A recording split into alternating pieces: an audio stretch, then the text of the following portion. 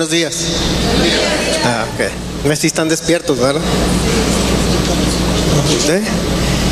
Si no, ahí hay café, sí, para que despertemos. Y luego dicen que hace mucho calor también y aunque no lo crean, el café me quita a mí el calor.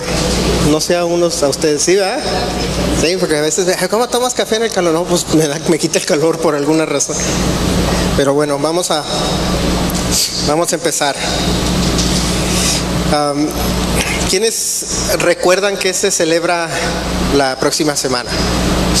¿Recuerdan qué se celebra? Rosh Hashanah, sí. No es Halloween ni nada de eso, ni el 16 de septiembre, eso ya pasó. Pues fíjense que se me olvidó. Cuando estaba estudiando, estaba en la semana, tenía malas fechas yo en mi cabeza. Así de esas. Igual mi mamá me dice, ay, nos vamos a reunir. Digo, mamá, está el fecha esto y lo otro. Ay, dice, también ando mal en las fechas. Y yo también andaba mal en las fechas. Y cuando estudié, cuando preparé lo que iba a dar, pues estaba yo toda la semana pensando, pues, de qué voy a hablar, ¿no? Como todo nos pasa. Y nada más me duró como media hora ese pensar al principio de la semana. Y nada más sentía así que me decía el Señor, pues del avivamiento. Y se ha hablado del avivamiento últimamente. Entonces pues me pongo a buscar en la Biblia sobre el avivamiento. Y ya tenía casi todo ya organizado en mi cabeza. Y de repente, pues no quiero ser muy gráfico, pero estaba en el baño repasando. y estaba leyendo, pues estaba en el baño con mis hojas, ¿no? Mis hojitas, repasando. Entonces me viene a la cabeza, pues, Rosh Hashanah y el avivamiento, ¿no? Y me puse a ver, sí es cierto, se celebra Rosh Hashanah, ¿no? Entonces ya me pongo a estudiar y me di cuenta que entre todas las, ¿cómo se llamaría? Todas las estudios o todas las exégesis se le llama a veces, lo que extraes de la Biblia, ¿no? Sobre ciertas cosas, hay una sobre el avivamiento. Y tenía mucho que no me acordaba de eso. Y viene en Oseas 6. Y hemos escuchado este versículo muchas veces, estos versículos muchas veces. Y nosotros cuando leemos Oseas 6, el capítulo 1 en adelante, vamos a leerlo, no sé si ya está en la pantalla, vamos a leer Oseas 6. Antes de leerlo vamos a hacer una oración. Disculpen que ando muy moquiento por la alergia del Santana. A mí me da, amanecí así con la garganta, la cabeza me duele y la nariz, todo. No sé si a ustedes les pasa. Ahorita dijeron que oraron por los de alergia, ¿no? Bueno, oren por mí allá abajo cuando está. Pero vamos a hacer una oración antes de empezar. Señor Padre Santo, te damos gracias por esta tarde que tú nos das, por esta reunión que tenemos, Señor, por que tú nos permites estar aquí en comunión contigo, Señor, y en comunión entre nosotros. Y te pedimos que tú bendigas este mensaje, Señor, y que nos llegue a todos y todos podamos crecer y aprender más de ti cada día. Te lo pedimos en el nombre de Cristo Jesús. Amén. Pues vamos a hacer una lectura así muy breve. Y si leemos muchas partes del Antiguo Testamento, ahí viene sobre el avivamiento. Nada más que no viene de manera muy expresa, así directa. Dice así: venid y volvamos a Jehová, porque Él arrebotó y nos curará, hirió y nos vendará. Nos dará vida después de 2 días, en el tercer día nos resucitará y viviremos delante de Él. Y conoceremos y proseguiremos en conocer a Jehová. Como el alba está dispuesta a su salida, y vendrá a nosotros como la lluvia tardía y temprana a la tierra. ¿Qué haré a ti, Efraín? ¿Y qué haré a ti, oh Judá? La piedad vuestra es como nube de la mañana y como el rocío de la madrugada que se desvanece. Entonces, si nosotros estudiamos bien estos versículos, es bien sencillo poder extraer el mensaje del avivamiento. Les voy a decir cómo se define el avivamiento en términos teológicos. En términos geológicos dice así: el avivamiento se refiere a un despertar espiritual de un estado de latencia o el estancamiento en la vida de un creyente. Abarca la repavimentación de un amor a Dios, una apreciación de la santidad de Dios, la pasión por su palabra y su iglesia, una conciencia de convicción del pecado personal y corporativa, un espíritu de humildad y un deseo de arrepentimiento y el crecimiento en la justicia. Avivamiento vigoriza y a veces se profundiza la fe de un creyente, abriendo sus ojos a la verdad de una manera nueva y fresca. Por lo general implica la connotación de un nuevo comienzo con una pizarra limpia que marca un nuevo comienzo de una vida vivida en la obediencia a Dios. Avivamiento rompe el encanto y el poder del mundo que ciega los ojos de los hombres y genera tanto la voluntad y el poder para vivir en el mundo sin ser del mundo. Esa es la definición teológica.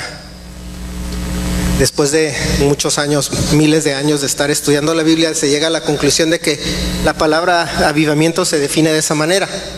Y si nosotros vemos, dice, es un despertar de un estado de latencia o el estancamiento en la vida. Cuando nosotros leemos Oseas 6:2, Oseas 6, perdón, y en este caso Oseas 6:2, nosotros vemos que Oseas es un versículo profético. Muchos de los que estudian sobre los últimos días se darán cuenta que cuando habla en el versículo dice, nos dará vida después de 2 días. Y se refiere a que se considera un día bíblico, son 1000 años. El pueblo judío fue disperso al mundo y se perdió como castigo. Ahorita lo vamos a ver.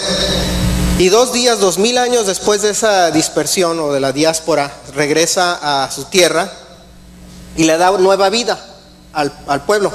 Y dice, y en el tercer día nos resucitará. Y si nos vamos al siguiente versículo, dice, vendrá a nosotros como la lluvia tardía y temprana de la tierra. Si nosotros estudiamos sobre las fiestas de otoño y las fiestas de primavera, que se divide, las fiestas del Señor se dividen en 3 periodos. Una de otoño, que se considera el inicio del año, que son las que conocemos como Rosh Hashanah, Yom Kippur y Sukkot. Y luego nos vamos a las de primavera, que son la de la Pascua y los primeros frutos, etcétera. Y luego hay una intermedia que es la de Shavuot o el Pentecostés, ¿no? Hay 3, 3. Casi parece hasta gráfica el asunto.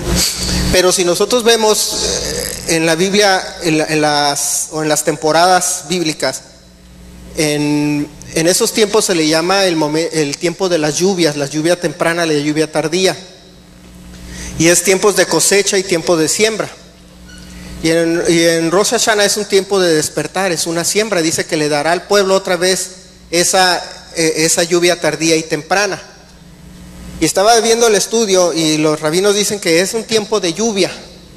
Y fíjense, cuando nosotros hemos visto en el pasado los videos y los cantos, etcétera, habla de un despertar, ¿no? Que el pueblo despierte, vuelva a entrar en relación con Dios, y luego dice así que mi nombre sea sellado en el libro de la vida, ¿verdad? Esa es una expresión común que se lleva a cabo en ese tiempo.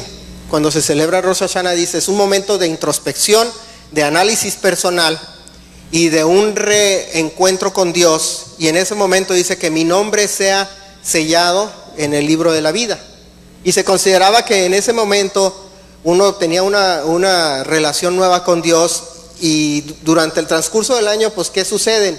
Están los altibajos de la vida, ¿no?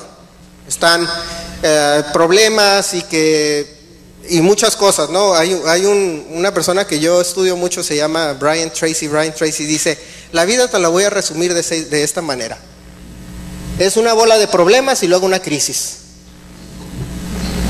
Sí, ¿verdad? Todo el día nos la pasamos resolviendo problemas y de repente nos sale una crisis, y más o menos por cada 6 problemas hay una crisis. Pero es que sí es cierto, dices, pues todo el día estás haciendo eso, ¿no? Y dice, lavando trastes y luego esto, y luego que se te cae la cortina, y luego que de repente se te rompe algo, y luego de repente que tengo que ir por los niños, tengo que ir a sacar el banco, tengo que pagar la luz, y luego de repente que no sirve el cajero automático. Dice, así es la vida, dice, todo el tiempo estás así, problemas tras crisis, y así es la vida todos los años, todo el día, todo el tiempo, ¿no?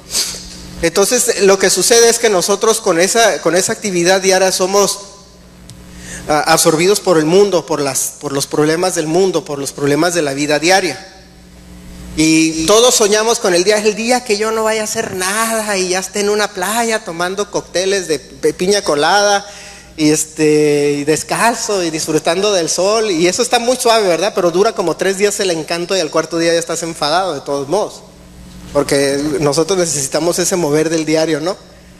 Pero en Rosh Hashanah se acostumbraba, dice, toda la vida pasó, todo el año pasó y vuelvo a despertar. Cuando nosotros vemos el avivamiento, yo nunca lo relacioné con ese periodo. Le digo que lo relacioné en mis tiempos de pensamiento cuando estaba en el baño. Porque estaba yo, dije, pues, o sea, yo estudié y dije, pues, ¿qué más? Y estaba leyendo mi Biblia, ¿no? Y me acordé, hey, viene Rosh Hashanah. Porque tenía mal las fechas, dije, solo otro domingo y luego el otro se celebra. Y luego me voy acordando, no, es el próximo, es el 2, ¿verdad? De octubre. Y tenía malas fechas en mi cabeza. Entonces, ay, hijo, tengo toda la semana estudiando esto y ahora voy a tener que quitarlo para estudiar lo otro. Dije, ¿cómo se relacionaba, no? Entonces, si nosotros leemos en Oseas, les daba la profecía de que les va a dar al pueblo. Por eso nosotros nos vamos al versículo 4. En el versículo 4 dices, bueno, nada más aplica al pueblo judío. No, fíjense, pues dice, ¿qué haré a ti, Efraín? ¿Y qué haré a ti, oh Judá? Efraín en términos teológicos significa el pueblo gentil que conoce del Señor. Generalmente así se traduce. Efraín son todos aquellos que no son de la rama natural, que son aquellos que son los injertos a la rama natural. Por eso los separa en dos. Efraín se le llaman efraimitas. No sé si han escuchado ese término, efraimitas. Entonces viene para todos. La profecía es para todos. Y dice, la piedad vuestra es como nube de la mañana y como el rocío de la madrugada que se desvanece. Por esta causa los corté de medio de los profetas, con las palabras de mi boca los maté, y tus juicios serán como luz que sale, porque misericordia quiero y no sacrificio, y conocimiento de Dios más que holocaustos. Que es el problema que tiene hoy el día el pueblo judío, ¿no? Que nada más piensa en holocaustos y nunca piensa en ¿cómo se diría? En la misericordia o en el conocimiento de Dios. Dice, lo que Dios busca con el hombre es conocimiento. El otro día iba en el carro, me estaba acordando de una persona que para cada 2 palabras inserta un calificativo, si saben a lo que me refiero, ¿verdad? Entonces estaba pensando yo, bueno, ¿de dónde vendrán? ¿Quién se le habrá ocurrido inventar las groserías, no? Y estaba pensando, yo dije, o sea, a esas cosas pasa cuando voy en el carro, o sea, imagínense. Entonces iba en el carro y dije, ¿quién? Y me quedé pensando, no es en tanto la palabra, sino la intención detrás de la palabra, ¿verdad? Porque lo que para nosotros aquí en Tijuana puede ser una majadería, para el español puede ser nada más, no sé, recoge el chicle o algo así, ¿no? Porque ya me ha tocado conocer gente que de Sudamérica que dices una cosa, dicen ellos algo y te quedas así, luego de repente, no, significa, cada quien, ¿no? Cada quien, pero no es la palabra el problema es la intención, el problema es la intención detrás de la expresión o de la palabra. Por eso es que me pongo a pensar que era lo que dice aquí el Señor, que busca el conocimiento de Dios, que eso era lo que pasaba con la ley. Decía, no es tanto la letra de la ley, sino tu intención detrás del guardar la ley. Dice, es que no tienes que trabajar en el sábado, le decían al Señor Jesús. Dice, bueno, hacer el bien en el sábado es bueno, el sábado fue hecho para ti, no tú para que te llega el sábado y estás con el reloj. Ya está la hora y me siento y no hago nada, porque si creo o si construyo algo nuevo, es pecado, estoy guardando el sábado. No, así no se trata. El Señor Jesús dice, no es tanto lo que, parafraseando, no es tanto lo que el guardar la ley de esa manera, sino tu corazón como está detrás de guardar ese mandamiento.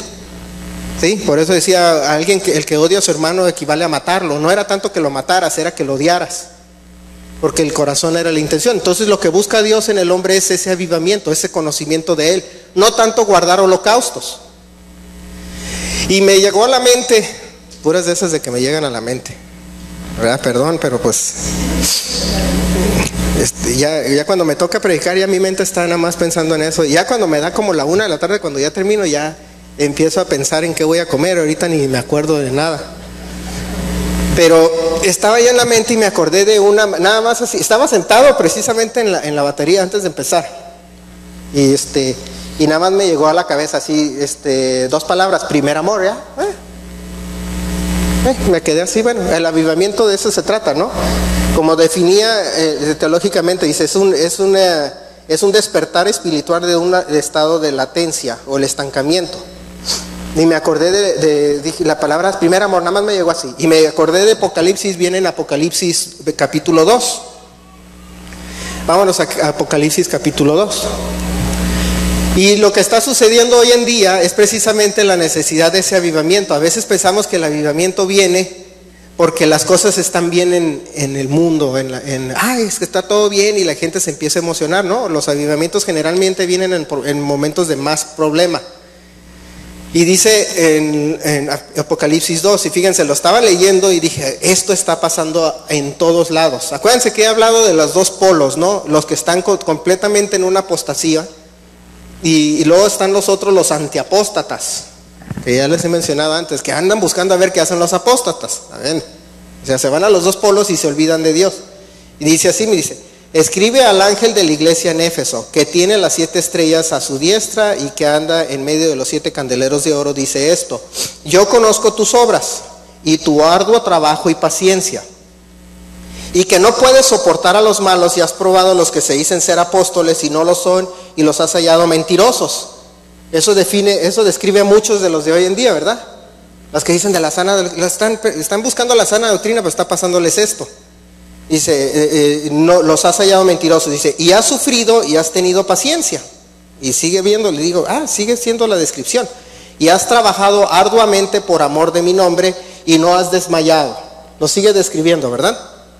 Pero tengo contra ti que has dejado tu primer amor.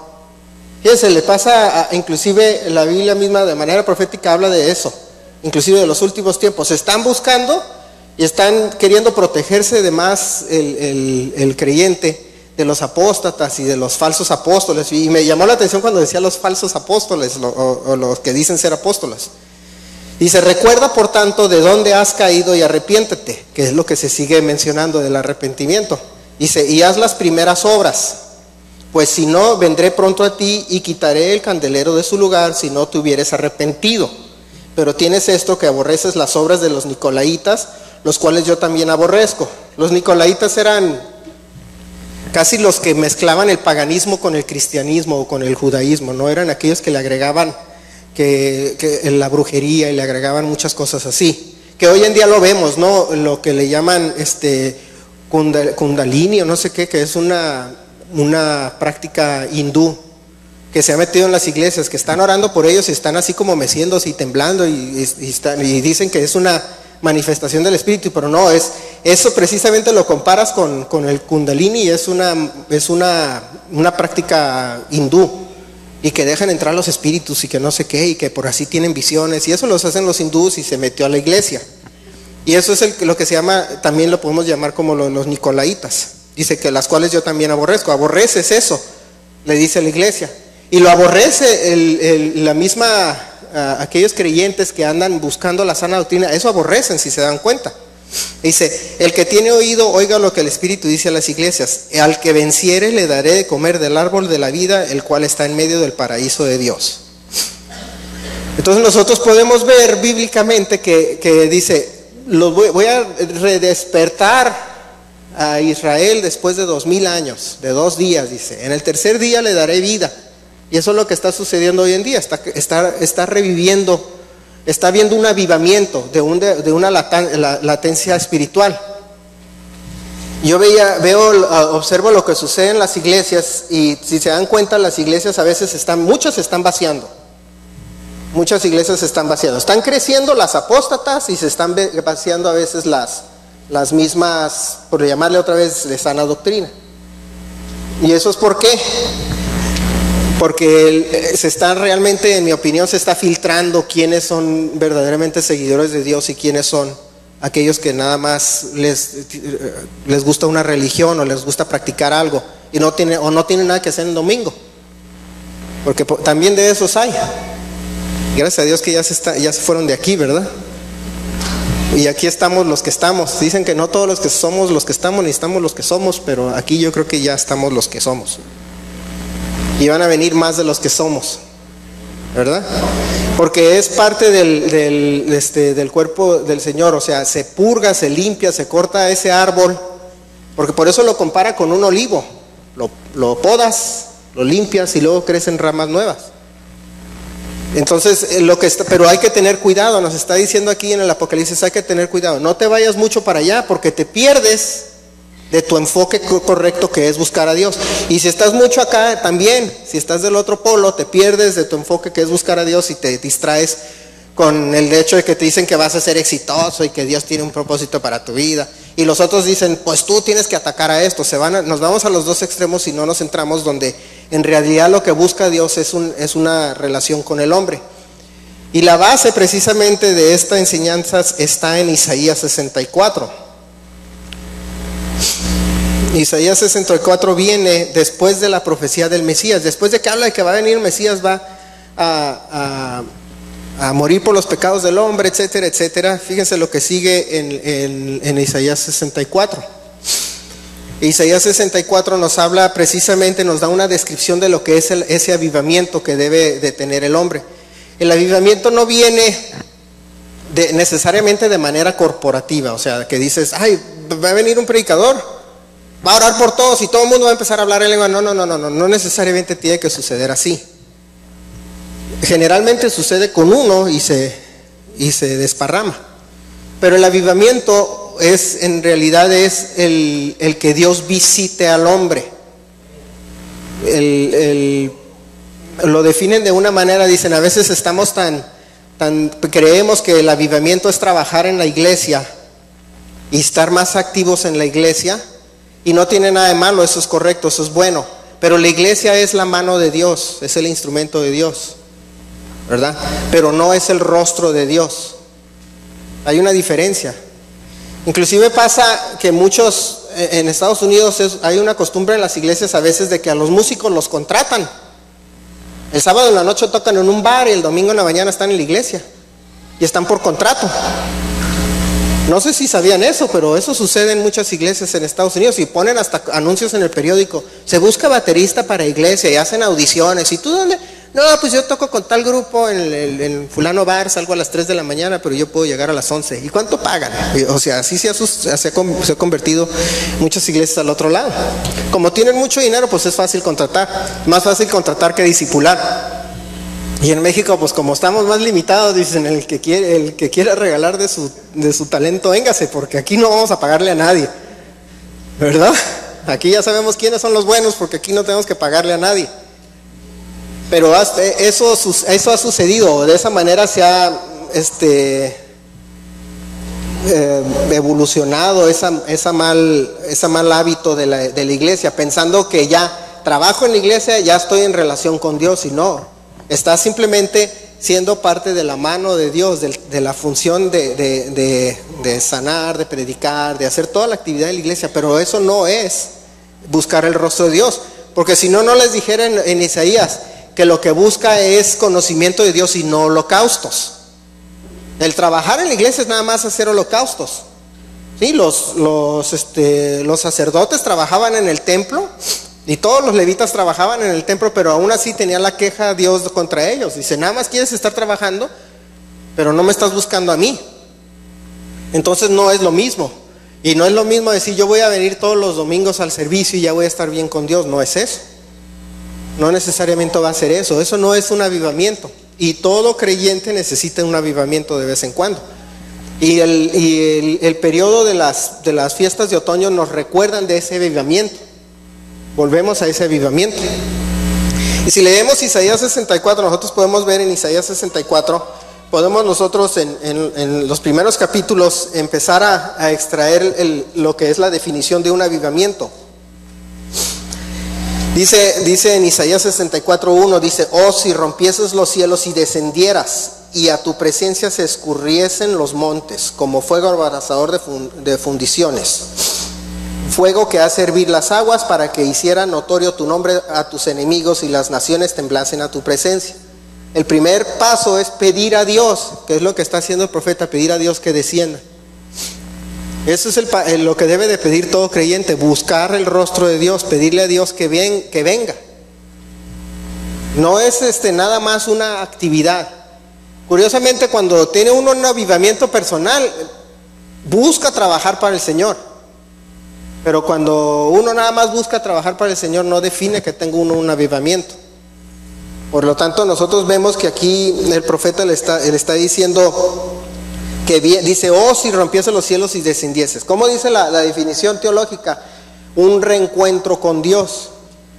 Y eso es lo que está pidiendo el profeta. Dice, si vinieres otra vez y nos visitas. El Señor ya nos visitó 2 veces, nos visitó en el 64, que después de que habla del Mesías, el Señor nos visitó en forma de Mesías, ¿verdad? ¿Y qué sucedió cuando estaba aquí? ¿Qué sucedió? Había sanidad, había todo. Ese era un avivamiento. Eso estaba haciendo el Señor. Y nos vino a dar una pequeñitita prueba que no se puede medir de lo que sería habitar en su presencia, porque estaba limitado a su carne. Y estuvo con nosotros 30 y feria de años, pero estuvo en realidad aproximadamente 3 años trabajando como en un ministerio ya formal. Inclusive en Romanos 11 creo habla de lo que dice, si el hecho de que el pueblo judío haya rechazado a Dios significa salvación para las naciones, dice cuando haya rechazado al Mesías, a Jesús, dice que significa para salvación para las naciones. Dice que fuese si lo reconocieran, dicen será vida de entre los muertos, o será volver a vivir, porque así fue planeado desde el principio. Entonces no es un asunto de que se equivocó el Señor, sino así lo planeó, para que pudiera el resto del mundo entrar en conocimiento de Él. Entonces imagínense, nada más con venir y haber sido rechazado por su propia raza, o como le quieran, o su propio pueblo, su propia gente a las que vino, le dio salvación al mundo y ha creado un discipulado que creó una masiva conversión en el mundo, donde una tercera parte aproximadamente del planeta se llama cristiano. Imagínense que dice que fuera si viene y mora entre nosotros. Cuando el profeta está hablando en eso, dice, desciende de los cielos, les está pidiendo, ven. Inclusive dice, y a tu presencia se escurriesen los montes. Dice en Zacarías que cuando el Señor pise el monte de Sión, dice, va a pisarlo y se va a partir en 2. O sea, se van a derretir los montes.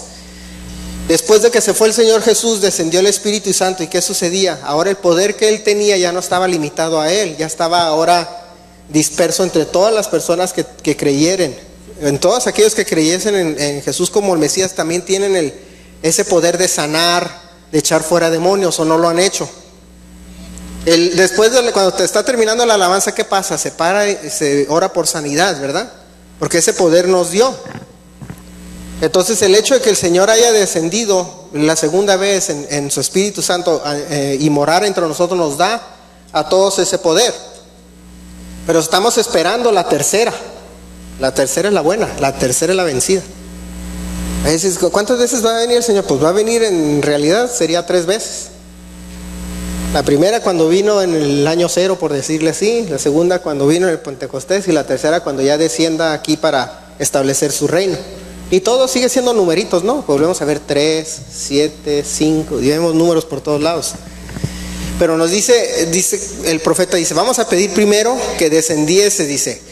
El profeta Isaías decía, no es el hecho de que tú trabajes en la obra de Dios que te da avivamiento. Tienes que buscar y pedir a Dios. Yo lo puedo relacionar con el hecho de que a veces nosotros podemos decir, bueno, yo estoy trabajando en la obra de Dios y soy creyente y todo, y llega ese estancamiento que menciona la definición.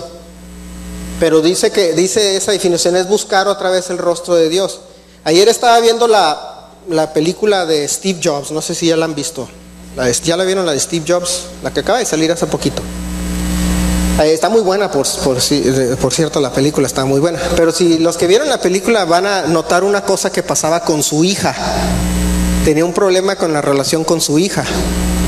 Y durante toda su vida, siendo el hombre tan grande que era, cómo lo admiraba a todo mundo, cómo era la gran maravilla en el mundo de la informática, aunque no sabía hacer nada de informática, no sabía escribir en ningún lenguaje de informática, no sabía nada de eso, curiosamente, pero siendo una gran persona en el mundo de la informática, tenía un problema con su hija, y su hija al final le dice: yo nunca te he admirado por todo lo que haces, porque él nunca tuvo una relación con su hija y viceversa, a pesar de que el papá le daba todo, le daba casa, le dio muchas cosas.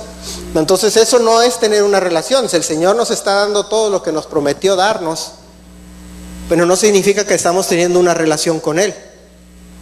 Y en el momento que, si vemos la película al final de la película vuelve a tener un reencuentro con su hija, ya al final, ya cuando la hija le dice de todo y se piden perdón y todo, y se nota en la película, no sé cómo haya sido en la vida real, si fue un poquito dramatizada, lo más seguro es que sí, pero al final de la película, cuando ya arreglan las cuentas, vuelve a tener él un encuentro con ella. Ahora él la busca, porque durante toda la película decían: vas a empezar tarde, y dice: yo no empiezo tarde, yo empiezo a tiempo.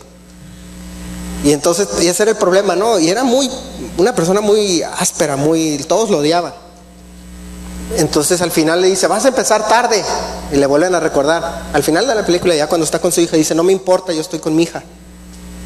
Y entonces empieza a tener el encuentro con su hija y le cambian las cosas. Fíjense, después de ese momento en la película es cuando ahora resurge lo que es la compañía Apple. Ya ahora sabemos que el teléfonos y iPods y todo eso salió de ahí.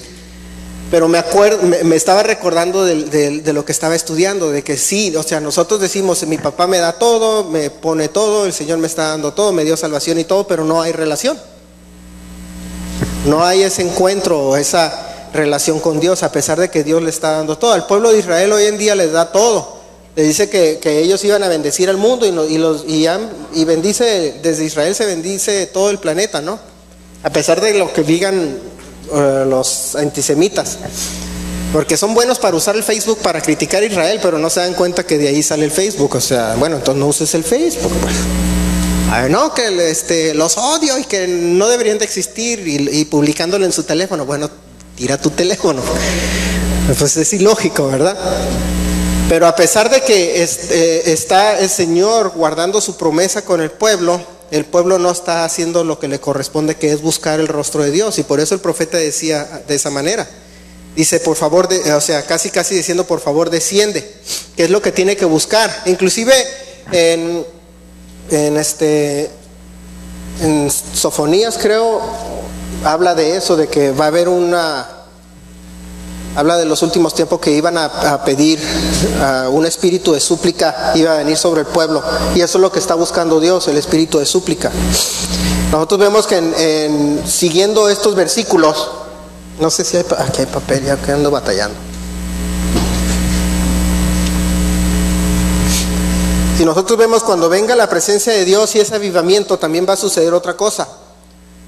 Creemos a veces nosotros, dice: tiene que haber ese avivamiento, o tiene que cambiar las cosas en el mundo para que haya avivamiento. Lo vemos al revés, ¿no? Tienen que estar mejor las cosas y va a haber avivamiento. Ese es el error que cometen muchos. Porque yo he leído comentarios de gente que dice: ¿cuándo va a venir el Señor? Cuando toda la iglesia esté lista y en fuego y avivada. No es cierto. Pues, si va a ser como en los tiempos de Noé, era al revés, ¿no? Era cuando todo el planeta iba a estar en sus peores momentos. Pero ese remanente pequeñito era cuando que sí va a estar en fuego y avivado. A tal grado que, si continuamos a la mitad del versículo 2 de Isaías 64, dice, el versículo 2, dice: como a fuego abrasador de fundiciones, fuego que hace hervir las aguas, para que hicieres notorio tu nombre a tus enemigos y a las naciones temblasen a tu presencia, cuando haciendo cosas terribles causes cuales nunca esperábamos descendiste, fluyeron los montes delante de ti. En otras palabras, el pecador va a temblar de miedo. El avivamiento causa que el pecador tiemble de miedo, no al revés, pensando que cuando están tan mal y ya se arrepienten la gente y va a notar que están mal, es cuando va a venir avivamiento. Estaba leyendo sobre los diferentes despertares en la iglesia, pues en lo que hay registro, ¿no? Porque Yo creo que en los últimos 400 años es cuando ha habido un buen registro de los eventos en el mundo. Antes de eso, pues en el oscurantismo y eso, la Iglesia Católica no te dejaba ni escribir, no te dejaba ni aprender a leer y escribir. Pero en los últimos 300, 400 años ha habido un récord de todo lo que ha sucedido. Y nosotros podemos ver que en Estados Unidos en 1700 hubo un gran avivamiento, cuando estaba en peor momento. Pero no era porque estaba en peor momento, sino que hubo el avivamiento que el pecador tembló, empezó a buscar a Dios, empezó a decir, ¿sabes qué? Yo necesito de Dios. ¿Por qué? Porque es el momento que Dios escogió para mí. Cuando se separó Estados Unidos de Inglaterra, fue precisamente porque buscaban esa libertad. Hubo uno que se llamaba el avivamiento de la guerra civil. Y muchos nunca se pensaron que en la época, durante la guerra civil de Estados Unidos, había un avivamiento. Hubo un avivamiento. Hubo un avivamiento que puede ser que haya sido causado por la guerra, o fue que la guerra se causó por el avivamiento. Donde decían, los del norte decían, no queremos esclavos, porque iba en contra de los principios bíblicos. Estaban otra vez buscando a Dios, buscando sus principios y buscando cumplir con su ley, que una de ellas era que, pues, que no vas a andar esclavizando a la gente, a estarlas golpeando, a hacer los ciudadanos de menos. Porque le dice, acuérdate cuando estabas en Egipto, le dice en la ley, acuérdate que tú eras extranjero en Egipto, ¿verdad? Entonces acuérdate, como tú eras eso, al extranjero no lo trates como te trataban a ti. Entonces la nación del norte de Estados Unidos, en la guerra civil, estaba dividido en el norte y el sur, era la que decía no más esclavitud porque estamos mal. Y eso fue una de las razones por la cual se causó la guerra civil. Pero era porque estaban buscando regresar a Dios. Hubo una que se llamaba el avivamiento muy, muy famoso de 1904 o 1906, que la llamaban de la calle de Azusa. No sé si ya han escuchado de esa. En realidad el de la Azusa no era el original sucedió en Inglaterra. Allá hubo un avivamiento muy fuerte que uno de ellos, de los principales ministros, se vino a Estados Unidos, se vino a Filadelfia. Curiosamente la palabra Filadelfia significa fraternidad, o la ciudad fraternal. Y empezó un pequeño avivamiento en Filadelfia, y ese se fue a Los Ángeles, y en Los Ángeles es donde ¡pum!, se disparó. Pero tenía un antecedente que venía desde Europa, porque allá surgió. Fíjense que estaba leyendo las estadísticas de cuánta gente. Empezó con una persona, así como empezó con el Señor Jesús, empezó con una también, porque era una persona que andaba buscando realmente el rostro de Dios. Y esa persona, y entre esos se decía que llegaban a predicarle a 10 millones de personas, y que había 1 millón de conversos en un año. O sea, ese era un avivamiento de verdad. ¿Y era por qué? Porque la gente empezó a arrepentirse, como decía, y a buscar el rostro de Dios. Pero no era que primero Dios descendía, sino que el hombre tiene que buscar a Dios para que haya el avivamiento. Entonces nosotros podemos ver que ese es el patrón que nos está dando. Versículos 4 y 5 del mismo Isaías 64 dice que los justos se van a alegrar en eso. Dice, ni nunca oyeron, ni oídos percibieron, ni ojo ha visto a Dios fuera de ti, que hiciese por el que en él espera. Saliste al encuentro del que con alegría hacía justicia, de los que se acordaban de ti en tus caminos. He aquí, tú te enojaste porque pecamos, en los pecados hemos perseverado por largo tiempo. ¿Podremos acaso ser salvos? Y dice que él saldrá al encuentro con quien del que con alegría hacía justicia, y de los que se acordaban de él en tus caminos. O sea, el hombre buscaba a Dios y Dios salía al encuentro. Y a veces decimos, estamos esperando el avivamiento que se va. Pues si estás esperándolo sentado, pues dudo mucho que vaya a llegar. Porque si vemos inclusive en el Antiguo Testamento, cuando de los primeros avivamientos que tuvo el pueblo de Israel, era cuando el rey Josías destruyó todo. Dijo, vamos, esta nación va a regresar a Dios. Y se deshizo de los ídolos y se deshizo de todos, y se levantó otra vez el pueblo. Pero era ¿por qué? Porque el rey declaró y decretó que dice, vamos a sacar los ídolos del templo, vamos a sacar todo esto de aquí, vamos a buscar a Dios. ¿Y qué pasó? La nación de Israel despertó, y fue cuando Dios dijo, ahora sí voy para allá, ahora sí me voy en encuentro con ustedes. Fíjense que hubo un avivamiento, inclusive en el tiempo de los macabeos. ¿Sí se acuerdan de los macabeos? ¿Sí se acuerdan o no? Sobre el tiempo de lo que hacemos de la celebración de Hanukkah.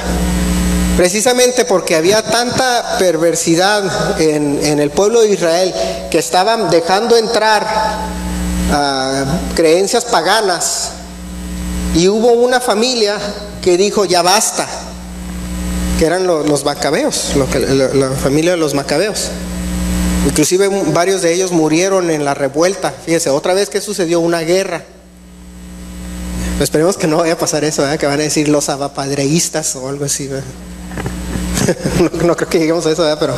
Pero así sucedió con los macabeos. Hubo ellos buscaron a Dios y dijeron, no más paganismo, que despertó ese fuego por librarse de los ídolos en el templo. Dijo, ya basta de tanta perversión del templo, o de tanto de meter un cerdo al templo y sacrificarlo, y hacer todo tipo de basura dentro del templo, que lo despertó a los macabeos y dijo, ya basta.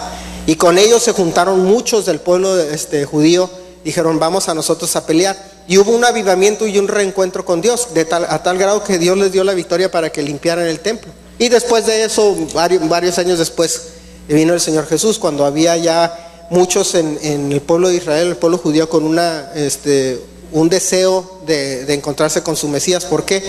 Porque estaba estipulado que en cierto periodo iba a venir. Entonces ya sabían, cuando vino el Señor Jesús no fue sorpresa. Los que sí estaban al tanto de las escrituras en aquel entonces no se sorprendieron cuando vino el Señor Jesús, por eso lo buscaron y lo aceptaron. Dicen, pues es que tú eres el Mesías que era prometido, va a venir en este tiempo, ya sabíamos. Y era por eso que todo venía ya organizado, ya todo estaba planeado por Dios. Pero el avivamiento, o cuando se rompieron las ataduras al pueblo, fue cuando el pueblo dijo, ya basta, yo voy a buscar a Dios. Yo veo en las noticias como en Estados Unidos están las cosas, y lo malo que pasen allá es que se desparraman al resto de la tierra. Ahí van todos creyéndose gringos y van a hacer lo mismo. O sea, hace 40 años aquí no se celebraba Halloween, pero ahí van los gringos y todos quieren ser gringos y ahí van y celebran Halloween, ¿verdad? No comían McDonald's, pero como todos se quieren sentir gringos, pues van y ponen un McDonald's y ahí van todos a tragar McDonald's, a enfermarse, ¿no? Porque todos se quieren sentir, piensan que si tragan McDonald's se van a ganar dólares, no sé por qué. Pero pasa algo allá y ahí todos quieren copiarle. Y allá libertad de matrimonio igualitario. Sí, es cierto, justicia. Pero tú no eres ni gringo. Luego todos estresados. ¿Va a ganar Trump o va a ganar Hillary? ¿A ti qué te importa? Ya está Peña Nieto, preocúpate por aquel. Sí, o sea, estás preocupando quién se va a ganar de allá. Pues ninguno de los dos sirve, por favor, ya olvídense, el que gane va a ser mal, va a estar mal. Ya andan todos preocupándose, ¿no? Y vemos cómo están descendiendo en calidad de vida en el mundo, ¿no? Que ya los niños en la escuela no los dejan orar, no los dejan tener vida privada. Ahora les enseñan que pueden decidir si son niños o niñas, si usan pantalón o usan falda. El otro día andábamos en Estudios Universal, y tenía que ir al baño y ya me voy y me quiero meter al baño y estaba cerrado el de los hombres porque lo estaban limpiando y el de las mujeres está abierto, y le digo a Mayra, ¿sabes qué? Está cerrado el de los hombres, vamos al baño de allá. Dice, no, métete, le dices que te identificas como mujer. Le digo, es que me estoy haciendo el baño. Dice, no, si te metes no te van a decir nada, si te regañan le dices que te identificas como mujer. No, le digo, me va a quemarlo, pero sí me estoy orinando, vamos al baño de allá, le digo. Pero ya a ese grado está, ¿no? Es que de repente, y no, el problema no, yo no conozco ninguna mujer que se vaya a querer meter al baño de los hombres, ni una. Lo único que hace es que abre la puerta a los hombres que están mal de la cabeza para meterse al de las mujeres, porque yo no creo que ninguna mujer se va a querer meter al baño de los hombres, porque van a decir, en primer lugar, que es cochino, van a tener todo cochino el baño, menos por eso se van a querer meter, ¿verdad? Pero ya hacen eso allá y todos acá quieren hacerlo. ¿verdad? Ay, hay que darle refugio a todos los musulmanes que vienen, pobrecitos.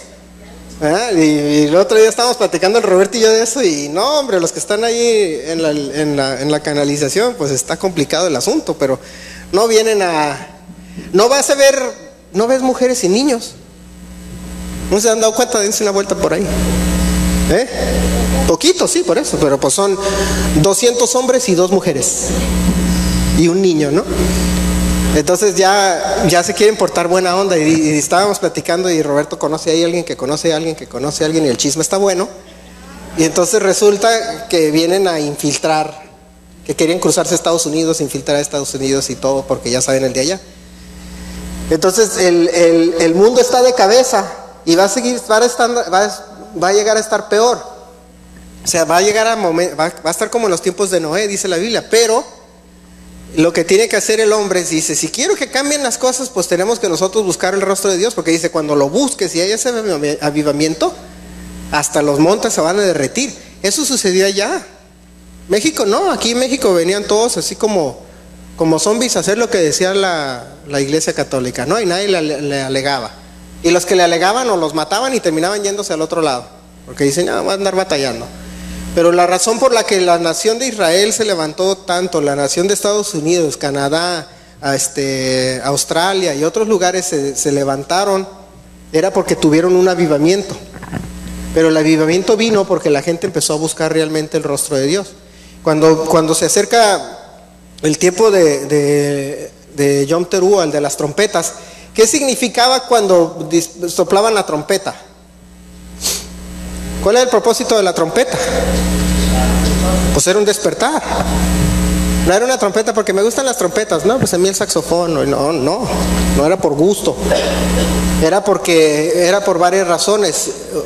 La trompeta, cuando la sonaban, era un momento de guerra, y era un momento de despertar de tu dormir.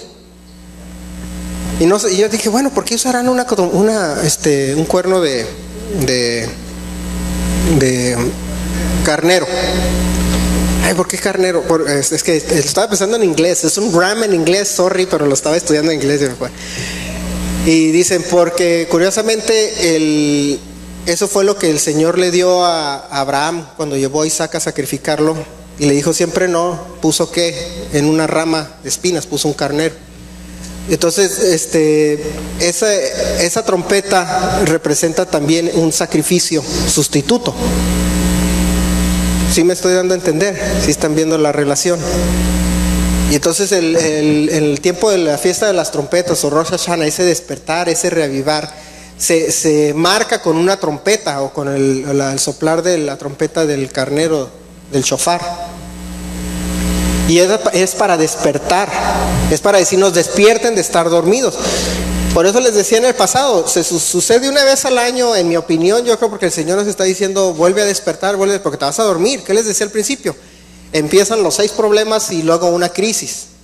Y estamos todos envueltos en nuestro tiempo en 6 problemas y una crisis, como decía esta persona. Por eso en la definición, les vuelvo a leer la definición, o la definición teológica. Dice, a la mitad, dice, avivamiento vigoriza y a veces se profundiza la fe de un creyente, abriendo sus ojos a la verdad de una manera nueva y fresca. Por lo general implica la connotación de un nuevo comienzo con una pizarra limpia que marca un nuevo comienzo de una vida vivida en obediencia a Dios. Avivamiento rompe el encanto y el poder del mundo que ciega los ojos del hombre y genera tanto la voluntad y el poder para vivir en el mundo sin ser del mundo. Porque otra vez nos vuelve a atrapar las necesidades o el vivir diario en esta tierra, y siempre va a ser así. Por eso les digo, como decía esta persona, dice, a veces sueña la gente como irse a la playa y todo, estar comiendo cócteles todo el día. Nunca va a suceder eso. La vida siempre está resolviendo problema tras problema y crisis, y eso significa el mundo. A veces me pongo a pensar yo la definición de ciertos legalistas que hablan de acá. ¿Qué es el mundo? Ay, es ser igual que el mundo. Bueno, pues eso no me dice nada. Eso no me dice nada. ¿Ser igual qué? Pues los del mundo tienen pelo, yo no puedo tener pelo. ¿O qué significa? Y a esos extremos van que se rapan, ¿no? Para no ser igual a los del mundo. Y las mujeres andan con velo. Ah, no, es que como la mujer pagana, ya la mujer mundana anda enseñando el pelo para seducir al hombre, me va a poner un velo. Eso no significa. En realidad, pensar que eso significa ser del mundo es absurdo. Ay, no, la mujer no se ponga pantalón porque en el mundo se ponen pantalón. Y luego no te pongas botas de vaquero, Gabriele, porque no eres vaquero. O sea, y entran en esos argumentos tan absurdos, cuando en realidad el ser cautivo del mundo es caer en las complacencias del mundo y olvidarse de Dios, porque seguimos viviendo aquí. Sino caer en la rutina diaria del mundo y decir, estoy cansado, voy a ver la tele, en vez de decir estoy cansado, voy a orar. O en vez de decir tengo este problema, voy a buscarme a un abogado, cuando deberíamos de decir tengo este problema, voy a orar. Cuando dicen se necesito trabajo, voy a hablar con un amigo que trabaja en el gobierno para que me consiga ahí una tranza para entrar, en vez de decir voy a orar. ¿Sí me doy a entender? Cuando habla la definición de qué es el mundo, es precisamente pensar igual que el mundo, hacer las cosas igual que el mundo. No es en la moda, no es necesariamente en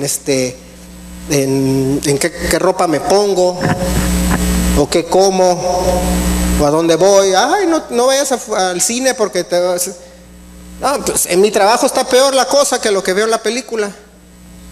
O sea, hay que todo claro, con cierto, con criterio, me refiero. Pero en realidad pensar que decir nosotros me voy a alejar del mundo, pues es como decir no tendré que trabajar. Dice, en el mundo estás, pero no eres del mundo. Sí, porque eso nunca se va a acabar.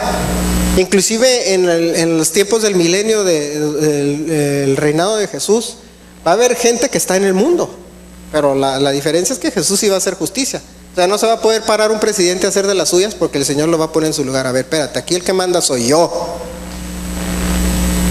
Sí, porque inclusive habla de muchas cosas de lo que van a suceder en el milenio, pero va a haber ahora sí la justicia, o va a haber un mundo realmente justo, donde no vas a oprimir a tu esclavo, donde van a pagar sueldos correctos, donde los políticos no van a robar, etcétera, etcétera, etcétera. Entonces nosotros cuando vemos Isaías 64, que es la pequeña reseña de esos primeros versículos de Isaías 64, nos enseña de lo que es buscar a Dios. El problema es que, como dice en versículo 6, si todos nosotros somos como suciedad y todas nuestras justicias como trapo de inmundicia y caímos todos nosotros como la hoja y nuestras maldades nos llevaron como el viento. Nos está diciendo que nosotros somos pecadores y estamos corruptos por nuestros pecados. O sea, nos dice, pídele a Dios que descienda para que se derritan los montes y los elementos se destruyan y nos traiga y nos visite. Dice, pero el problema somos nosotros. Que nosotros somos así, dice, sucios y todos nosotros somos suciedad. Pero en el versículo 7 dice, nadie hay que invoque tu nombre, que se despierte para apoyarse ante ti. Que eso es lo que les decía. Buscan trabajo, van a buscar al amigo tranza. Buscan dinero y hacen esto y lo otro, ¿no? Eso es buscar en el mundo. Por eso dice aquí el profeta, dice, nadie hay que invoque tu nombre, que se despierte para apoyarse en ti. Por lo cual escondiste de nosotros tu rostro y nos dejaste marchitar en poder de nuestras maldades. Dicen, ay, ¿por qué me pasan las cosas? Pues porque buscas en el mundo la solución en vez de buscarla en mí. Así está diciendo el profeta. Pero dice en el versículo 8, dice, ahora pues Jehová, tú eres nuestro Padre, nosotros barro, y tú el que nos formaste. Así que obra de tus manos somos todos nosotros. No te enojes sobremanera, Jehová, ni tengas perpetua memoria de la iniquidad. He aquí, mira ahora, pueblo tuyo somos todos nosotros. Ahora sí volteó el profeta el discurso, dice, ya, en otras palabras, se arrepiente. Dice, vamos a arrepentirnos porque somos pueblo tuyo. Dice, no mires a nosotros con ese castigo, no nos dejes caer. Dice, no hagas memoria, no te acuerdes del pecado. Dice, hay que buscar a Dios. El problema es que no lo estamos haciendo y tenemos que reconocer la soberanía de Dios. Y a veces no lo hacemos eso. Por eso cuando veo yo la celebración que se oyen muy bonitas en el sentido rabínico judío, cuando de repente, ¡ay, viene Rosh Hashanah! Y el pueblo de Israel se emociona y empiezan a subir videos y cantos y todo, pero ¿todo es de los dientes para afuera o viene realmente del corazón? Debe de venir del corazón, no venir nada más de la boca para afuera. Porque nosotros debemos de entender que la soberanía de Dios es la que manda. Por eso hace ese castigo, dice, no, ¿sabes qué? No te olvides de nosotros. Inclusive dice, las tierras van a ser desiertas, en Oseas 6 dice también, van a ser desiertas y Jerusalén desierta. ¿Por qué? Porque se olvida de Dios. Cuando viene la trompeta en Rosh Hashanah debe despertar, ¿sí? Despierta de tu dormir. ¿No han visto, como en las películas, las alarmas cuando hay un temblor? En el DF se ponen las alarmas, ¿verdad? Sí sabían que en el DF, en el Distrito Federal, cuando hay un temblor suenan las chicharras, alarmas, y suena de todo tipo de cosas. Y suena a medianoche. ¿Qué pasa cuando suenan? Te despiertas y corres. En el piso y corre, como dicen. ¡Bum! Y así estamos. La trompeta significa eso, que el hombre está dormido. El hombre está complaciente, el hombre está envuelto en su vida diaria en el mundo. En el tengo que ir a trabajar, en el tengo que hacer esto y tengo que hacer el otro, y llega un momento en que se olvida de Dios. La fiesta inclusive continua que celebramos, que es la única fiesta que va a ser permanente para siempre, una de dos que es permanente para siempre, y todos los días y todas las semanas se celebra, es el sábado. Lo que es el Shabbat, lo que se llama el Shabbat, esa fue y va a ser para siempre. Hasta los profetas dicen que en el milenio del Señor se va a celebrar, y se va a celebrar la otra, que es la de Sukkot. Esas dos se van a celebrar de manera, o por lo menos que viene abiertamente dicho ahí, que todas las naciones la van a celebrar. Pero es por eso que decía el apóstol Pablo, no dejar de congregarse como muchos tienen por costumbre. ¿Por qué? Porque cuando te dejas de congregar vuelves a caer en esa apatía.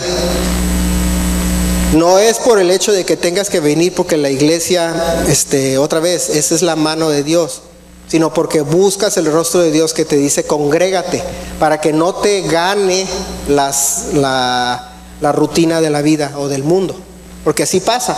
Ves a una persona que falta un domingo y el siguiente domingo ya viene, no, es que me fui para esto. Y luego al rato va a faltar 2 domingos y va a venir uno. Y luego al rato va a faltar 3 y va a venir uno. Y luego al rato va a faltar 10 domingos y va a venir uno. Y eso es caer en ¿qué? En la rutina de la vida, en la rutina del mundo, y ahora sí ser cautivo del mundo. Por eso es que estipula el Señor desde el principio, guardas ese día, porque ese es el día que te vas a acordar de Él y volver a buscarlo. Por eso ese día lo buscas. Y no tiene mucha relación aquí que digamos con lo de Rosh Hashanah, pero es una manera de dar a entender el por qué se celebran las cosas, o por qué hay esa rutina de celebración, o por qué hay esa costumbre de reunirnos una vez a la semana, y por qué se celebran las fiestas una vez al año. Te vuelve a despertar. ¿Y cuántos de aquí quieren avivamiento? Fíjense, yo creo que todos estamos en ese mismo sentir, ¿no? De que se necesita avivamiento, pero el avivamiento no va a venir nada más así por disposición de Dios, que decir, un día más los voy a aparecer. No, para que haya avivamiento la gente tiene que buscar a Dios. Y entonces de repente, cuando buscamos a Dios, va a sonar esa trompeta y se va a llevar a los suyos. Pero tenemos que nosotros, para poder volver a avivar y volver a tener un reencuentro con Dios, que era lo que le decían en profecía a los de la iglesia de Éfeso, todo está bien. Dice, todo está bien, estás luchando contra los apóstatas, los falsos apóstoles, cuidándote de la sana doctrina, pero se te olvidó tu primer amor. Ahí está el problema. Ahí está el problema. ¿Y todo qué significa? En otras palabras, que la iglesia o esa iglesia de Éfeso necesita un avivamiento. Necesita volver a buscar. Y si siguen leyendo, dice que tienen que buscar el rostro de Dios. Pero si queremos que la iglesia esté en avivamiento, tiene que buscar a Dios. Y no me refiero aquí el domingo. Aquí el domingo todo el mundo viene a cumplir. Y pensamos que, ay, vengo a cumplir y ya estoy bien con Dios. No, no estás bien. Probablemente estés cumpliendo, pero no buscas el rostro de Dios. Ese se busca en privado, ese se busca afuera. Les recuerdo la película que estaba viendo, que el Steve Jobs le va a toda la hija, pero la hija le reclamaba que nunca estuvo de padre. Sí, pero ella también nunca fue buena hija. Sí me doy a entender. Le puedes dar todo lo que ocupan tus hijos, pero si no tienes la relación con tus hijos, tú cumples tu parte.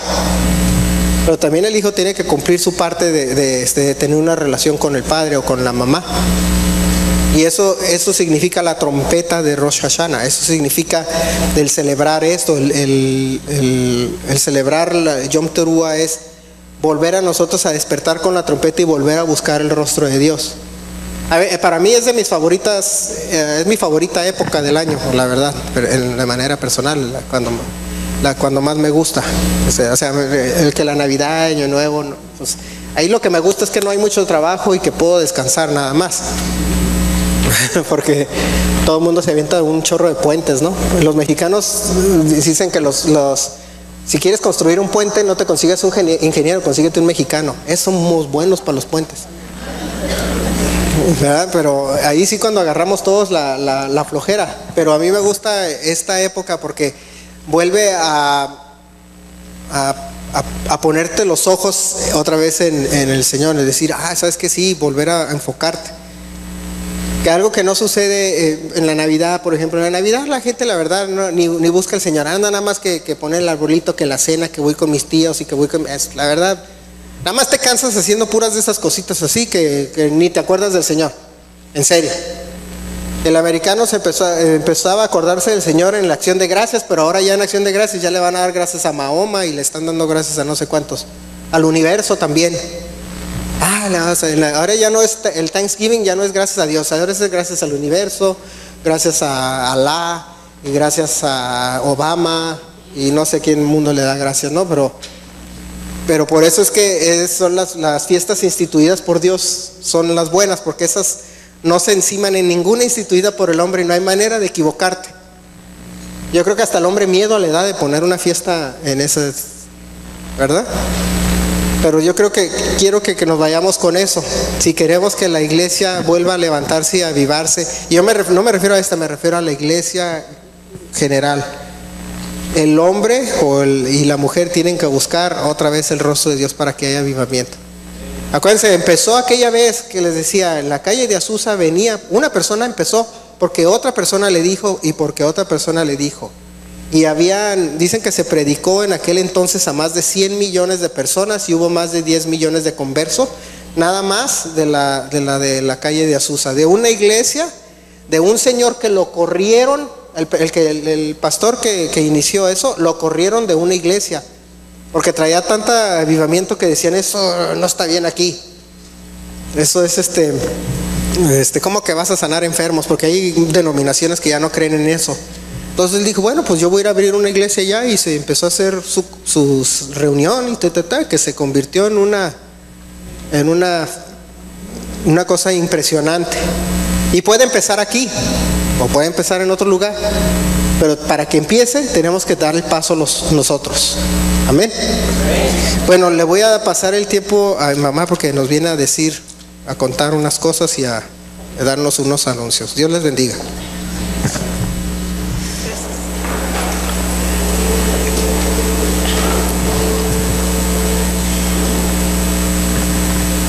Ay, se me quedó el sonido de la trompeta en el oído. ¿Soy yo o sí? ¿Sí? ¿Sí se está oyendo, verdad? Ay, pónganse a temblar todos. Pero no me estoy volviendo loco, ¿verdad? Sí. Hasta por eso me quedé así parado. Bueno, vamos a orar. Padre Santo, gracias te damos por esta tarde, Señor, por tu palabra, por tu enseñanza, Señor, porque tú nos llamas, Señor, a volver a tener un encuentro contigo, Señor, y porque tú nos buscas que tu pueblo clame a ti y busque tener una relación directa contigo, Señor. Te pedimos que esta enseñanza haga raíz en nuestras vidas, Señor, y nos nos llame, Señor, y nos redarguya a siempre estar buscando tu rostro, Señor, para que pueda haber ese avivamiento y esa relación que tú quieres tener con tu pueblo.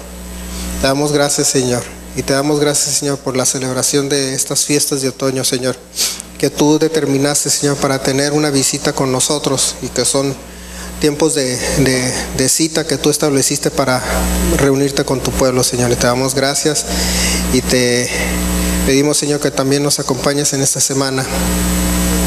Que estés con nosotros, Señor, en todo lo que hacemos, en todo lugar que vamos, en toda actividad que realicemos, Señor. Y nos mantengas en salud, Señor, y en tranquilidad, Señor, y en paz. Te pedimos que bendigas a todas las familias que están aquí, Señor, y que estés con ellos, Señor, y los acompañes a todo lugar que vayan. En el nombre de Cristo Jesús te lo pedimos. Amén. Bueno, estamos despedidos. Que Dios les bendiga. Nos vemos la próxima semana y no se puede faltar. Bye.